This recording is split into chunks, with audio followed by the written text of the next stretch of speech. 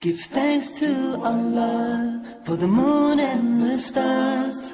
Praise Him all day for what is and what was. Take hold of your Iman, don't give in to Shaitan. Oh, you who believe, please give thanks to Allah. Allahu Ghafoor, Allahu Rahim, Allahu Yuhibbul Muhsinin. هو خالقنا ورازقنا وهو على كل شيء قدير. Allah is Ghafoor, Allah is Rahim, Allah is... أعوذ بالله من الشيطان الرجيم بسم الله الرحمن الرحيم الحمد لله رب العالمين الصلاة والسلام على رسوله الكريم وعلى آله وصحبه أجمعين أما بعد. My dear brothers and sisters, Assalamu alaikum wa rahmatullahi wa barakatuh. May Allah reward you all for attending today, for coming out and braving this fine Bradford weather that we've got. And as well, I'd like to thank the brothers for inviting the three of us up here to, inshallah, give you guys some perspective on some of our experiences and what happened to us, the reasons why we became Muslim, but most importantly, that inshallah, I pray that there's some benefit that's taken from this and that the brothers and sisters can reflect on what we have to say, inshallah.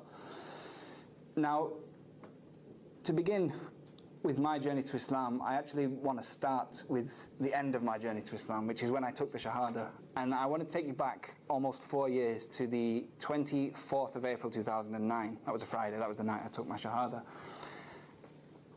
The feeling of becoming Muslim, from coming out of Kafir into Islam, is not something that, as I'm sure the brothers on stage will agree, is not something you can describe.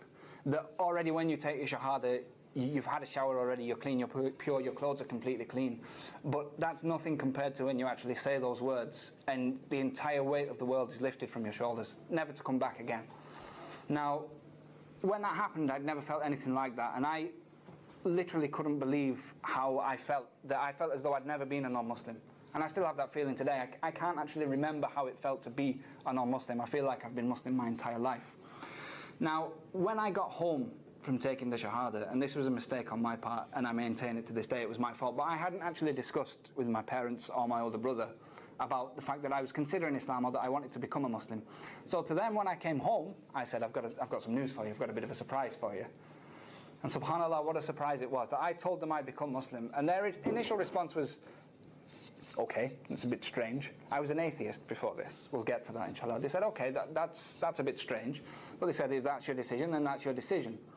So I thought, okay, well, that's good. I've told them now. And that was the end of that. I went to sleep. And I woke up the next morning and went to work.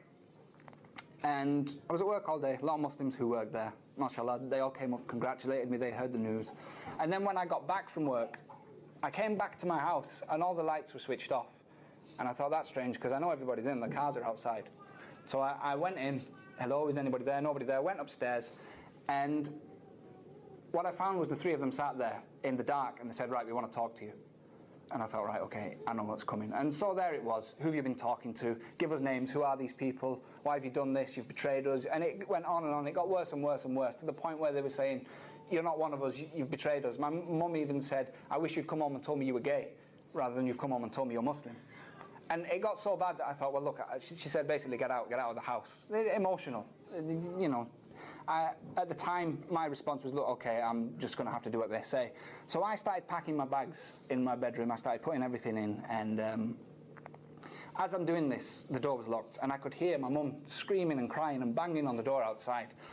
And that was when it hit me that, remember, I haven't even been a Muslim for 24 hours at this point. This is when it hits me that, okay, have I made a mistake?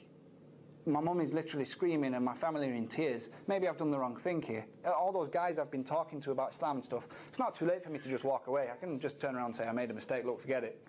So as I'm packing my bags, I start to think that, okay, I need to be sure that this is definitely right. And so in my head then, I retraced my journey to Islam. Now, really it goes back to my childhood, that we were brought up in a Christian family. We were Methodist Christians. And for us, religion was 2 hours in Sunday school, and that was it. And the only reason we were required to go to Sunday school is because my parents wanted me to go to Church of England school, and you had to have like 300 hours worth of time in Sunday school in order to get into this Church of England school.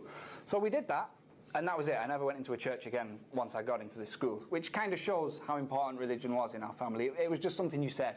It didn't actually have any impact on the way that we lived our lives, or what we thought about the world or our place in it, or even where we took right and wrong from. We just decided it ourselves, essentially. What God and what Jesus had to say and what the Bible had to say, that was just Sunday school. Forget it. It's not important outside of that. That was the attitude we had.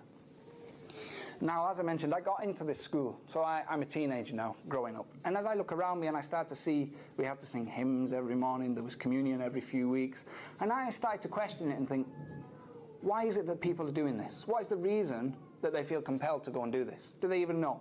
So I started to ask people, do you know that God exists? Can you prove that Jesus was the Son of God? What about the Bible? Do you know that it's right? And the response I got every time was either detention or you can't ask these questions. You just have to believe in it. God says it, you just have to believe in it. And I thought, well, wait. If you've got no proof for it, if you don't know that this is true, then why are you following it? Why are you, I thought, wasting your time on these things? So age 11, I became an atheist.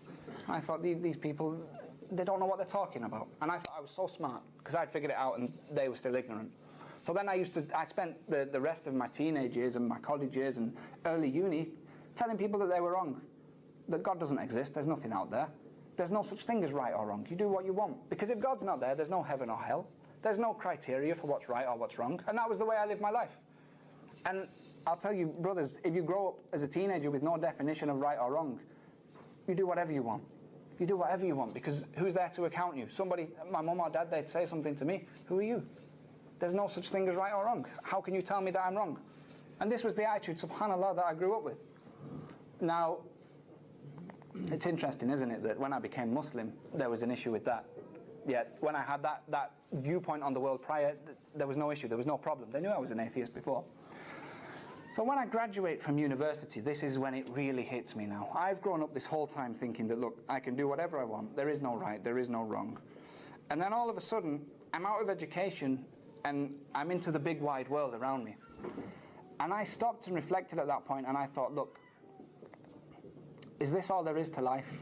That I'm just maximizing my time, trying to enjoy myself, but really inside you don't feel content when you do that. Because imagine traveling without a map.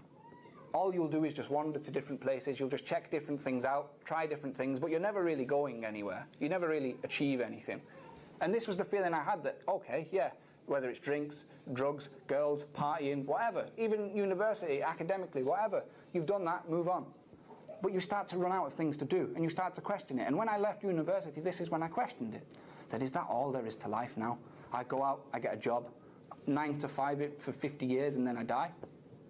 Maybe have kids, is that it? That's all I've got to look forward to? Because if that's all there is, then I'm not that interested, to be honest. That was what I thought, I'm not that interested. If that's all life amounts to, if that's all everyone who's ever left university, who's ever grown up, if that's all they've ever done, then what am I going to add to that? I'm not going to add anything new to it. What's the point? So I got this now is summer 2008 when I graduate from university, and I'm thinking then, okay, I need to be absolutely certain that what I believe is actually true.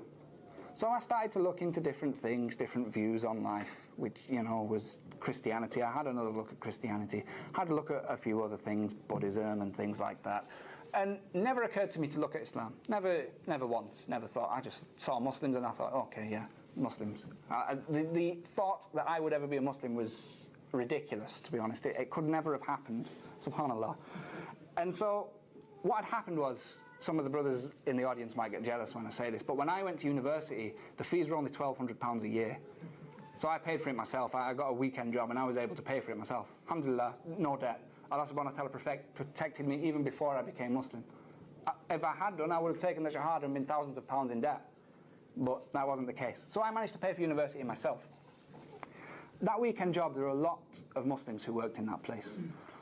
In total, who worked there were about 1,000 people, and 75% easily was Muslim. So a minimum 750 people who worked there were Muslims.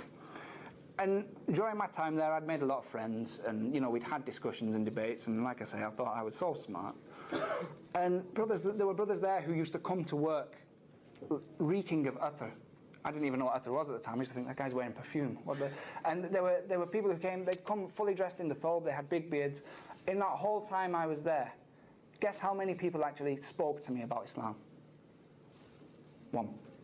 Of 750 minimum, one spoke to me about Islam. And all that happened was, he saw me one day whilst I was going through this process of reflecting on things. He saw me in a bit of a state, and he said, are you okay? You look a bit down. And I just said to him, just casually, I just said, look, I've been thinking recently, is there more to life than what I used to believe? And his eyes lit up when I said this. And he said, do you mean, does God exist? And I didn't mean, does God exist? But he said, do you mean, and I thought, well, I said to him, well, not really, but I'm willing to discuss it. And he said, okay. He said, let's sit down. So we sat down in one of the little break rooms, and he said to me, he said, look, and I'll never forget this. He said, look, if we start discussing this, before we do that, I need you to buy in on something. And he said, if I prove to you that God exists, what does that mean? And I said, I thought, this guy's never going to prove that God exists. So he said, if I prove, what does it mean? I said, okay, if you can prove it, that means I have a creator. That means right and wrong exist. Heaven and hell exist. That means I'm accountable for my actions and that I have a purpose. And he said, okay.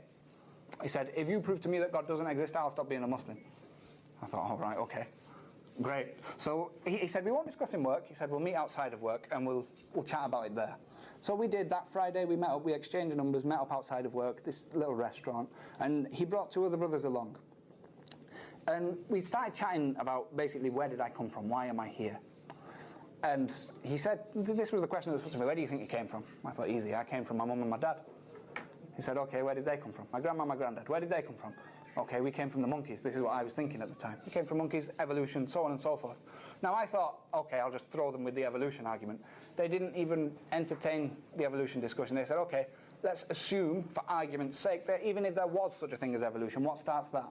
The Big Bang starts that. Okay, what starts that? Now, the subject of where everything came from, what started the universe and creation, they don't really have an answer for that. For years and years and years, they said it was the Big Bang that started it. But even now, today, scientists are saying themselves, admitting that, look, an explosion, a bang, is a reaction to something else. It's a reaction. So something has to have come before. Therefore, that wasn't the start. There was something prior to that. So I went away and I started looking into this. And the principal explanation they use, that they have various ones, and they try to use science to answer it, is that, look, matter collides with antimatter, and you have an explosion, and that's the Big Bang. And because matter is 1 and antimatter is 0, the universe came from nothing, because 1 times 0 is nothing. Now I saw that and I thought, right, look, that's a very clever bit of science. That's really clever, whoever thought of that. But then what struck me is that, look, brothers, if we were to go outside now, we'd be crazy to do it because it's snowing, but if we were to go outside now and say, right, let's have a game of football, would we sit around and say, right, look, the ball goes into the net once, that's 1 goal. It goes into the net twice, that's 2 goals. If you tackle him and break his leg, that's a foul, it's a red card. Offside, none of us really know what that is, but offside, would we start going through the rules and explaining them? No, we wouldn't. Why? Because we already know them. We already know the rules to football. Now, if matter collides with antimatter and then there's a Big Bang and that creates the universe, what that means is that the rules of the universe were in place before the universe existed, which isn't possible. Who wrote the rules? They have to have been decided by something else. So, on that premise, you understand that, look, this can't have been the beginning, there has to be something prior to that.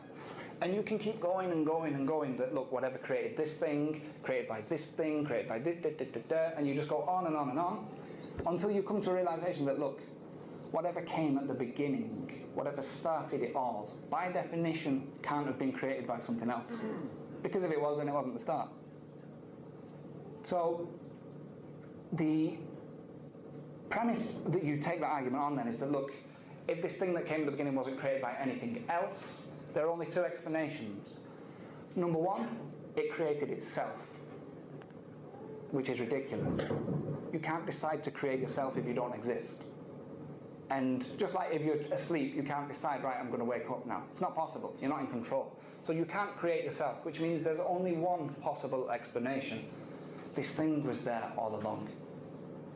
It didn't have another creator. It didn't create itself. The only explanation is that it was always there. No beginning, no end. So when you realise this, you think, okay, it was there all along. There's a few things you can work out about that. If it's there all along, that means it never got old. It doesn't get hungry. It has no weakness or flaw. Remember, I'm not calling it God at this point. I'm just saying there's something. There's a something out there. It doesn't have any weaknesses. It doesn't get old. if the universe is based on rules, this thing came first, which means it obeyed no other rule. It decided to create everything else. It has a will of its own, intelligence. Not only that, but if it's there all along, then it's infinite. It has no bounds. There can't be more than one of it. Because if you say that there's two infinite things, then they can only be as big as each other. There's a limit on that. So there can only possibly be one. So now, okay, one, it's flawless, it's infinite, it's got a will of its own, it created everything. Kind of sounds like God now. But I'm still not saying that at this point. So I went back to those brothers who I'd been discussing with, and I said, look, this is where I'm at. And they said, okay, now let's talk about Quran. Now when he said that word, I thought, whoa. I thought, okay, this guy, he wants to convert me now. He wants to make me into a Muslim. It had never crossed my mind before. We were just having a chat about the origins of universe and so on and so forth. Now it hits me that this guy wants to make me a Muslim. So I kind of backed off and I thought, look, you know, it was nice to chat, but that's the end of that. And then I thought to myself that, look, I embarked on this whole journey trying to find the truth.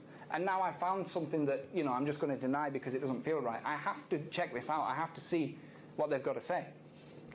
So we started to discuss the Quran. Now, I didn't know much about it at the time, other than the basics. It was the holy text of Islam and so on and so forth. And looking into the Quran, I find that it's not a book. It's a series of verses. A series of verses that were revealed in Arabic that was spoken from the mouth of a man, sallallahu alaihi wasallam, who couldn't even read. He was unlettered. And the things that this book discusses, the language that it uses, is so powerful and so eloquent, and yet so precise and straight to the point. And what is the Quran essentially? That it's not just a series of stories. The Quran is what? It's a book of law. Have you ever taken a book of law, of British law, off the shelf and start reading it? It's not like the Quran, even in English. It's you know, official paragraph 1.2.3. The plaintiff says da da da da. It's like that. It's really official language. Do not go through a red light until it turns green and da da da da da. But the Quran, a book of law, isn't like this. The language within it is so powerful. And this book is revealed at a time when the Arabic language itself was pretty much at its apex.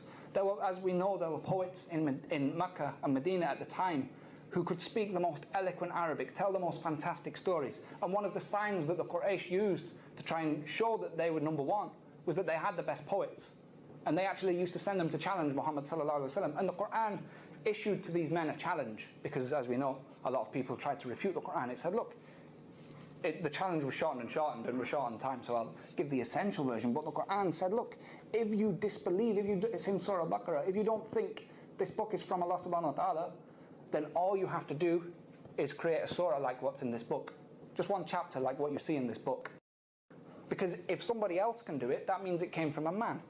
If no one else can do it, that means it must have come from Allah subhanahu wa ta'ala.